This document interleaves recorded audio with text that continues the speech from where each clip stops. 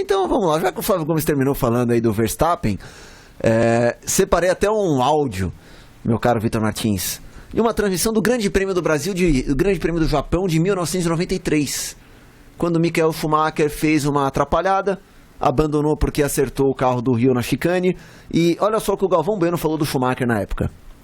Aí é que eu digo que o Schumacher, por mais que fale o Flávio Briatore, o diretor da Benetton, por mais que as pessoas se encantem com a performance do Schumacher, ele ainda está muito longe do nível de um Ayrton Senna, de um Alain Prost, de um Nelson Piquet, de um Nick Lauda. Por quê? Porque o nível de erro dele é muito grande. Meu Deus, ele está vendo ali. Tem dois, um do lado do outro, Reginaldo. E só cabe um. Então o que vai acontecer? Alguém vai sobrar de lado. Ele já tem que frear antes e se posicionar lá atrás para ver o que acontece. Ele não quer saber, vem na balada, tocou com a roda ali na parte traseira do carro do Rio, quebrou a suspensão dianteira. Pode ter prejudicado o Rio também, porque para quebrar assim a suspensão dianteira, e tá aí o seu Michael Schumacher fora da prova, uma prova que ele outra vez tinha condições de lutar pela ponta.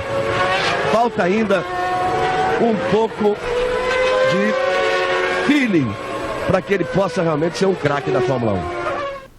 Não dá para pegar esse comentário sobre o Schumacher lá em 1993 e aplicar para o Max Verstappen de hoje? Não é muito parecido o tom da crítica? E é claro, hoje a gente olha para uma crítica dessas ao Schumacher, o Schumacher que ganharia outras 89 corridas depois desse episódio, ganharia 7 títulos mundiais, e pensa, pô, mas olha que absurdo, olha como se falou do Schumacher. Mas se falou do Schumacher desse jeito na época e não estava errado. E assim como não está errado, criticar o Verstappen hoje, porque por mais talento que ele mostre, ele jogou resultados fora. E é o que o Flávio Gomes falou, pode ter consequências, não é que ele vai perder o emprego, mas ele perdeu uma vitória. Ele podia ter ganho esse GP da China e quem ganhou foi o Ricardo. É engraçado porque foram 3 provas nesse ano e nas 3 ele cometeu erro, né? Na Austrália ele rodou, no Bahrein ele bateu no Hamilton e agora teve esse problema na China. A segunda metade do ano passado dele foi muito boa, né? Depois de uma primeira metade de temporada que o Ricardo o dominou por completo, mas mais porque Verstappen, teve problemas no seu carro em quase todas as provas. E quando não foi problema no carro, ele também teve 3 acidentes. Pois é, então 3 assim, abandonos por colisão. Ele é muito 8 ou 80 para alguém que tem 4 anos de Fórmula 1. É que aí a gente olha, ele erra, mas foi o cara que venceu na primeira corrida da Red Bull.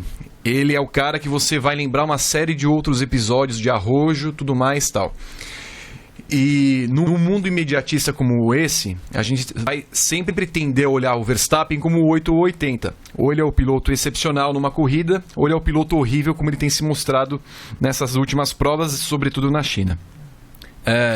Se o Verstappen ganha, como por exemplo em 94 ganhou o Schumacher o campeonato, se ele ganha o campeonato do ano que vem, nós vamos olhar para esse programa e vamos falar a mesma coisa que o Galvão, vamos falar a mesma coisa que nós estamos dentro aqui e que todo mundo fala, que ele é um inconsequente, que ele é imaturo e não sei o que lá mais.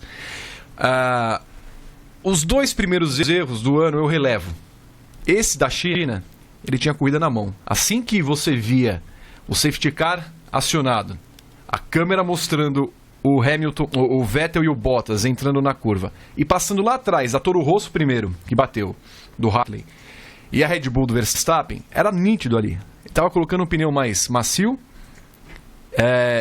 novos, em relação aos que estavam mais velhos, desgastados e que andavam menos. Estava na cara que ele ia ganhar a corrida, fosse a afobação dele. Então, pela primeira vez eu ouvi, por exemplo, o Jos Verstappen criticar o filho publicamente.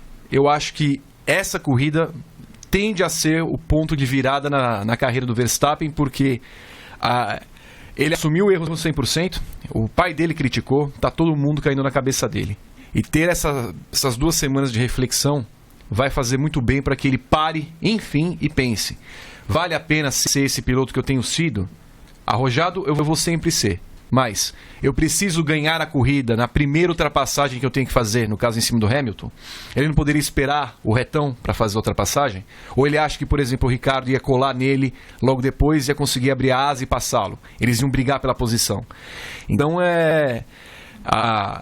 eu entendo que o Galvão tenha falado isso em 93, eu entendo que a gente vai usar isso daí durante um bom tempo, Mas eu tenho a impressão que finalmente chegou a hora do Verstappen observar o que ele comete de erros, porque ele notoriamente perdeu pelo menos uma dobradinha. Não só a vitória e o pódio na China. Acho que foi a primeira vez que ele botou o rabinho entre as pernas, né?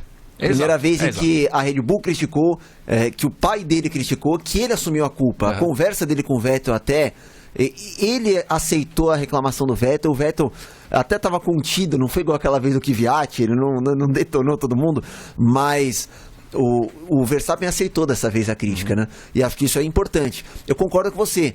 O erro da Austrália, o erro do Bahrein, dá para relevar. Só que acontece o quê? Aí ele vem e comete um erro na China que não dá para relevar e tem a sequência. E aí ele vai começar a perder pontos, vai ficar atrás na tabela por causa dos erros dele. No ano passado ele terminou o campeonato 32 pontos atrás do Ricardo. Isso porque nas últimas 4 corridas do ano ele foi bem. O Ricardo teve os problemas que o Verstappen tinha tido no começo do ano. E nas últimas 4 corridas o Verstappen fez 57 pontos, o Ricardo fez 8. E mesmo assim ele terminou 32 pontos atrás. Então o abismo que foi entre ele e o Ricardo no ano passado pode se repetir nesse ano se ele continuar errando. E eu acho que agora ele vai saber que ele tem que tomar mais cuidado, vai ser mais contido. Até porque o Christian Horner, por mais feliz que tenha ficado com a vitória do Ricardo, deve ter chegado lá em Milton Keynes na segunda ou na terça-feira e falado assim, escuta, olha o que você fez, né? Entendeu? Fazendo uma conta por baixo, era para o Verstappen ter 49 pontos no campeonato. O Ricardo era para ter 47 ou 49 pontos, dependendo do resultado que ele tivesse no GP do Bahrein, que ele abandonou. Então a Red Bull poderia estar muito mais perto com os seus 2 pilotos da Ferrari e do Vettel na classificação do campeonato, que um campeonato que nós vamos falar ao longo do programa, que vem muito como aquelas balas, kits, que vinham no saquinho sortidas. A gente não sabe o que vai acontecer no campeonato, embora 3 fatores tenham mudado as provas desse ano. A vitória da Austrália era para ser do Hamilton, a vitória do Bahrein era para ser do Vettel de qualquer forma, mas foi muito mais difícil. A vitória agora do final de semana passou na mão de 4 pilotos: Vettel, Bottas, depois Verstappen nos pits, e aí terminou com o Ricardo. Mas é o que estamos falando. Nós estamos diante de um piloto que é fora da média, mas até aí, por exemplo, o Ocon é fora da média também. Ele não é tão brilhante como o Verstappen. Ele ganhou um campeonato em cima do Verstappen, que foi de Fórmula 3, aquele de 2014, sem fazer corridas brilhantes, mas ele era muito mais eficiente, ele entregava muito mais. O Hülkenberg, por exemplo, a gente fala do Hülkenberg. O Hülkenberg nunca tem um pódio, mas olha o campeonato desse cara. Olha o que ele faz com uma Renault. Ele está sempre largando em 7º, ele é sempre o melhor do resto na largada. 6 vezes seguida largando em 7º. Mas ele entrega o resultado. Foi arrojado, passou o Vettel por fora na reta. Está com 22 pontos no campeonato. A gente não espera do Hülkenberg, mas a Renault, quando chega e fala assim, porra, eu preciso desse cara. Esse cara entrega o que eu necessito. O Sainz, que é um baita de um piloto, não fez nada por enquanto em 3 provas. Então, a Red Bull vai chegar num momento e falar assim, do que adianta eu ter um piloto que é brilhante, sendo que o cara não me entrega resultado?